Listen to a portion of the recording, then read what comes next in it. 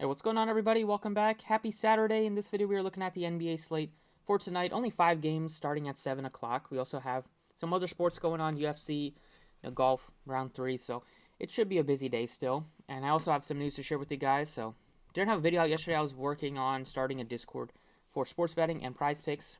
Made that. It's going to be conducted through LaunchPass, which is, you've seen some other big names use it. There's 14-day free trial if you wanted to try it out. See if you like it, if you're in a state that does allow sports betting. Also have prize pick stuff there, so encourage you to try it out. I have bets out for NBA tonight. I have a lot of bets out for UFC. I'll post some on Twitter, but a lot of them will be on the Discord, some parlays and stuff like that. So try it out for 2 weeks. If you don't like it, you can cancel before your 2 weeks are up and you won't get charged.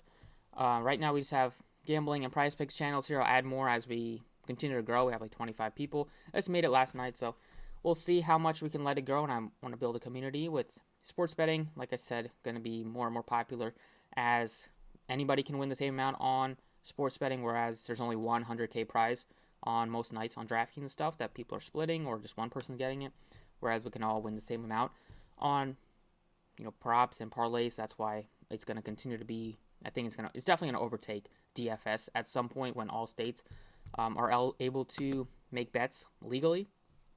So I want to let you guys know about that. I'll post a link in the description and in the comments, and check it out on Twitter as well. But otherwise, let's get into the video.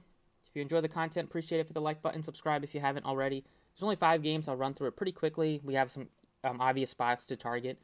I'll start with the obvious team, and that is Portland. They got even more shorthanded, if that wasn't even possible. They are now going to be missing Josh Hart. Still have everybody else that missed out from the last couple of games here. So they're not even that they're thin, but they just have such cheap price tags. So they still have like 9 guys that they'll probably play all of. But I want to start off with a couple. Eubanks at 46. He's a good point per minute guy. On the season he's averaging north of a point per minute. Sometimes the minutes aren't always there. He only played 18, but they got blown out big time against Phoenix, and that's probably going to happen most nights until they get some of these guys back, like Winslow and Josh Hart and some of the other guys, because they don't have too many NBA, like half their team is G League roster. So, and teams are now focusing on Simons, which has slowed down his production because his minutes have come down a little bit with the blowout nature. And teams are just going to be looking at put 2 guys on Simons and have somebody else take the shot and have somebody else beat them. So at 8K for Simons, he's playable, but I'd rather just get to the cheap guys on Portland and then pay up elsewhere for my studs. But another cheap guy that I like is like Elijah Hughes. We saw him have a big game against Toronto a month or like 2 months ago when he was with the Jazz when they were shorthanded. He put up like 49, almost 50 fantasy points. So he does give you upside there. You should be looking at like 30 minutes or so if this game is somehow within like 15 or 20 points here. They just got blown out the doors against Phoenix, and you saw Hughes just have 3 fantasy points. We saw Keon Johnson just have 3 fantasy points, and Josh Hart did play in that game. So now they don't even have Josh Hart, who played 23 minutes and got you some production. So they're super thin. Hughes, Eubanks, you want to get to at least 2 of these guys, probably. You can get to 3 with like Keon Johnson or throw in Macklemore. But Hughes and Eubanks are probably my 2 favorite cheap guys.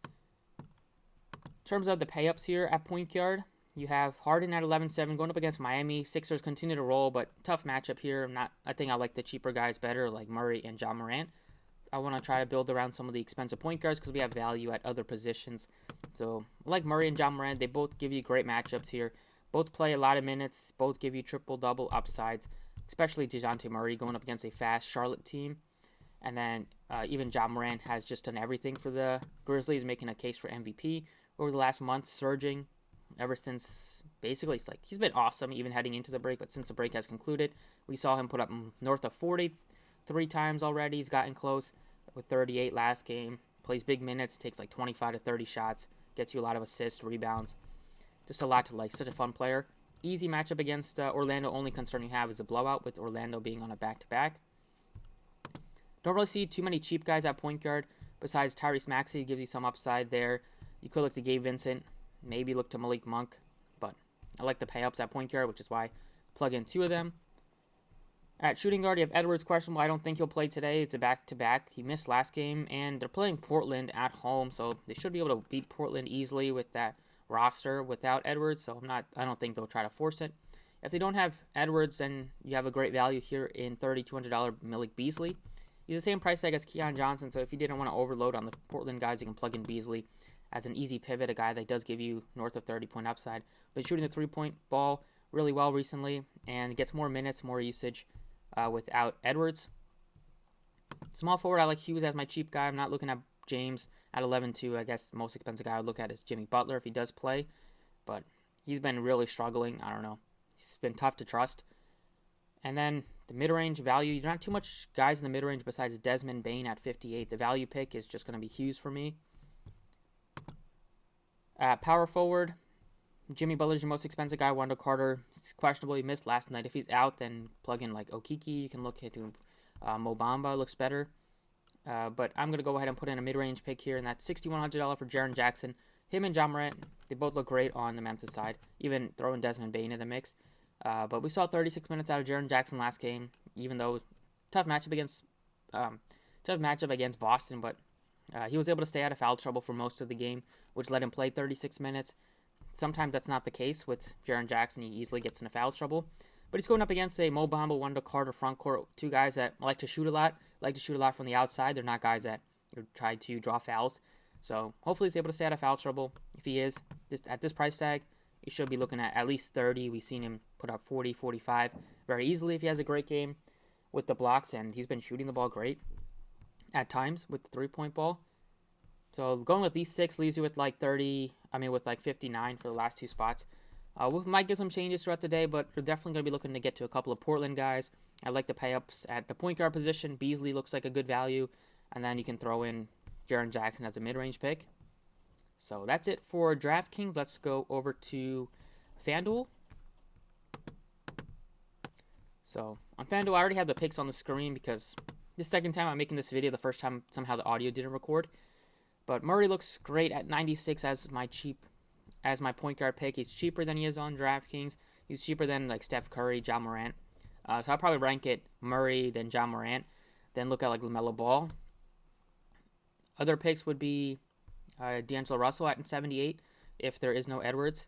You have these Magic guys here, but they're both good just because they're cheap. But we should see Markelle Fultz back today after he sat out last night in the back-to-back situation. So that's just going to throw a little bit of a wrinkle in the backcourt rotation. At shooting guard, I like Harden. His price at 10-4. You can play in Murray at this position, but I don't mind going in Malik Monk at 49, a guy that can get hot from three-point land. Now that he's starting, his minutes are pretty secure, at least high 20s into the 30s, depending on how well he's playing. Taylor Horton Tucker, see if he's questionable or not. Yeah, he's questionable. If he misses, then should be even more minutes for Malik Monk and some of these other guys on the Lakers. Small forward, like James Harden a lot. LeBron's price has come way down, so he does look fine at 10-3. But I don't mind going all the way down to Hughes as my value here at 35. Just probably have looking at like 30 minutes or so at least. And hopefully he's able to hit some more shots than he did last game. And then you have Beasley as well at 36. Looks like another great value, assuming that Edwards is not playing tonight. At the power forward position, it's basically LeBron. I don't really see myself paying 10K for Bam unless Jimmy Butler's out again. Jackson is playable, but he looks a little bit better on DraftKings. And then, Eubanks at only 39. He should be popular, but that price tag is just really cheap, and I like the fact that you can play him at power forward, so you're not using a center spot on him. And then at center, you have Embiid, Bam, Cat. I like the price tag on Cat a lot. Don't think Edwards will play, so more usage for Cat. Great matchup against Portland. He only played like 25 minutes last night because they won by double, like 20-plus against Thunder, so he didn't play in the fourth quarter at all. So he should be well rested still, even though it is a back-to-back, and great easy matchup against Eubanks and Watford and Greg Brown front court. Should be looking at a big game. Only concern you have, once again, is a blowout, but hopefully Portland can stay in it enough for Cat to play in the fourth. And that's it for the video. Thank you for watching. Once again, if you wanted to try out the Discord for free for 2 weeks, you can click the link in the description or check out Twitter. Best of luck tonight, and I'll see you all next time.